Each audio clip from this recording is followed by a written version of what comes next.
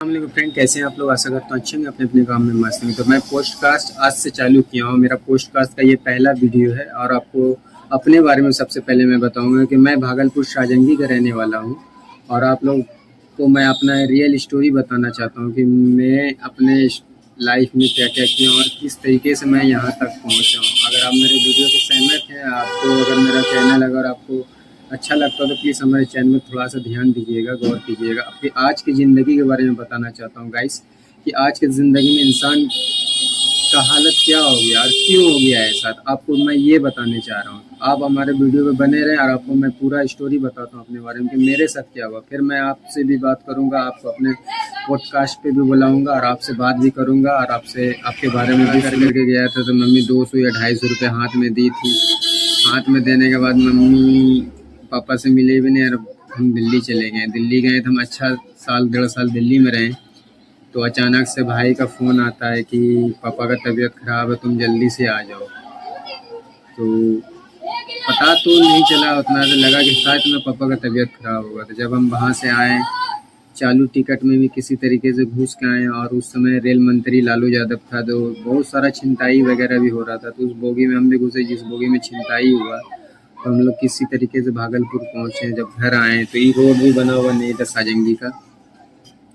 तो जब घर आए हम तो बैग जब रखे हम अब्बा को खोजने लगे कि अब्बा कहाँ गया। तो देखें कि अब्बा है ही नहीं। तो रोना तो बहुत आया गाइस। पापा को डेट किए हुए मेरे को लग रहा आज से 16, 17, 18 साल हो गया डेट करने से। फिर मम्मी का भी फिर तबीयत ख़राब होने लगा। तो मम्मी को और छोटा वाला भाई था तो वो इधर उधर खेल कूद में परेशान रहता था। तो वो तो खेलने कूदने में रहता था, पढ़ाई करता नहीं था।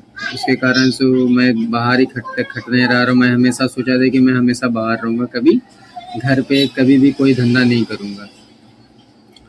तो मैं फिर बाहर चला गया, दिल्ली चला गया। फिर मैं दिल्ली जाने के बाद फिर मम्मी को पैसा भेजने लगा। जो मम्मी को कभी भी पैसा भेजता था तो मम्मी कभी भी अपने शरीर में पैसे को खर्चा नहीं करती। तो वो कभी बिजली बिल वाले को दे देती थी, कभी घर के पीछे जो दीवार में पानी नहीं लगता तो उसमें खर्चा कर देती थी, या घर में किसी चीज़ में पैसा इन्वेस्ट कर देती थी, या छोटा वाला भाई पैसा मम्मी से मांग करके खर्चा कर देता था। तो बस ये कुछ दिन चलता हुआ आया। तो फिर मेरा बड़ा भाई सलाम भाई है, तो वो रट्टा चौक पे मोबाइल का दुकान खोला। तो हम यहाँ वहाँ से आए तो मम्मी बोली कि तुम ऐसा करो कि यहाँ ही कुछ काम सीख लो। तो सलाम भाई मेरा बोला कि मोबाइल का ही काम सीख लो। तो वहाँ पे जाता तो रट्टा चौक वाले में तो 1 रुपये का बोनी नहीं होता था।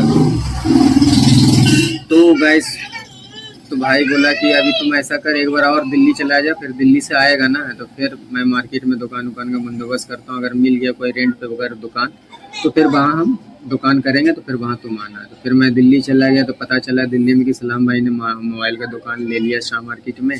तो फिर मैं वहाँ से आया फिर भाई की दुकान पर रहने लगा। रहते रहते फिर मोबाइल का काम मैं थोड़ा सा, मेरे को तो पता था कि मोबाइल का काम पढ़ाई लिखाई से पहले कोई सीख नहीं सकता। तो मोबाइल का काम कोई नहीं बोल सकता कि मैं पूरा सीखा हूँ।